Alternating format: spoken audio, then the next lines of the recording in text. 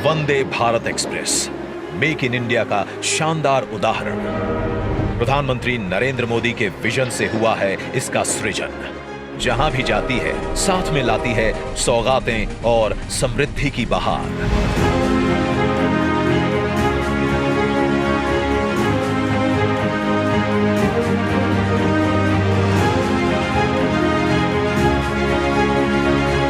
और आज पश्चिम बंगाल में देश की 7वीं वंदे भारत ट्रेन को लॉन्च कर रहे हैं प्रधानमंत्री नरेंद्र मोदी। गति, सुरक्षा और सेवा के ध्येय के साथ निर्मित वंदे भारत एक्सप्रेस नए भारत के तेजी से बदलते रेलवे का नया चेहरा है। पश्चिम बंगाल का ये नया हमसफर यात्रियों को यात्रा का एक नया और अद्भुत अनुभव प्रदान करेगा, क्योंकि ये ट्रेन जीपीएस आधारित ऑडियो विजुअल यात्री सूचना सिस्टम, ऑनबोर्ड वाईफाई, दिव्यांगों के लिए सुविधाजनक कोच और कवच सुरक्षा सिस्टम जैसी सुविधाओं से सुसज्जित है। हावड़ा से न्यू जलपाईगुड़ी तक के सफर को आधुनिक, आरामदायक, विश्व स्तरीय सुविधाओं से लैस बनाएगी वंदे भारत एक्सप्रेस। लगभग 11 घंटे के सफर को महज 7.5 घंटे में ही पूरा करेगी। गैंगटॉक, दार्जिलिंग जाने वाले पर्यटकों की संख्या बढ़ाएगी, क्षेत्र में व्यवसाय और अर्थव्यवस्था को मजबूती देगी। वंदे भारत के साथ पश्चिम बंगाल को कई बड़ी रेल परियोजनाओं की सौगात मिल रही है, जिन्हें रिकॉर्ड समय में पूरा किया गया है।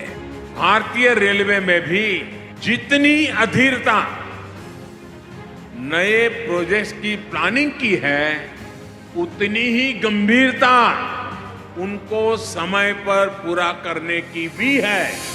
भारत के शहरी परिवहन को सरल, सुलभ और पर्यावरण के प्रति कम दुष्प्रभावी बनाने के लिए सरकार तेजी से शहरों में मेट्रो सुविधा का प्रसार कर रही है। कोलकाता वासियों की सुविधा के लिए हो रहा है इसी प्रयास का विस्तार। आज प्रधानमंत्री नरेंद्र मोदी द्वारा कोलकाता के जोका से तारातल्ला तक मेट्रो रेल सेवा का शुभारंभ हो रहा है। अब कोलकाता का दक्षिणी हिस्सा भी शहर के मुख्य बिजनेस एरिया से जुड़ेगा। 6.5 किलोमीटर लंबे इस रूट में 6 एलिवेटेड स्टेशन हैं।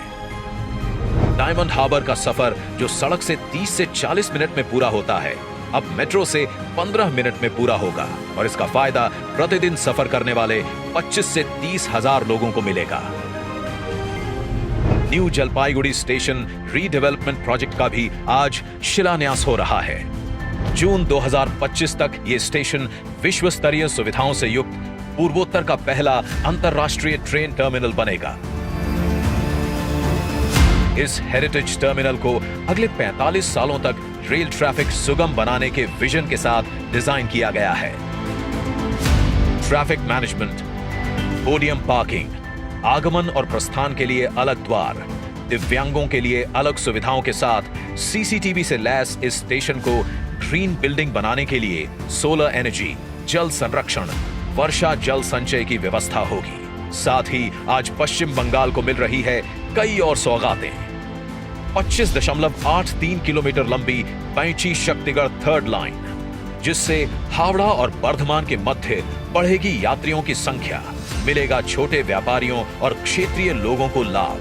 25.41 किलोमीटर लंबी दानकुनी चंदनपुर फोर्थ लाइन, जो बढ़ाएगी यात्रियों की सुविधा, छोटे व्यापारियों और श्रमिक वर्ग को होगा लाभ। Nimtita new Farakka double line track, जिससे हावड़ा और गुवाहाटी के बीच सफर में लगेगा कम समय।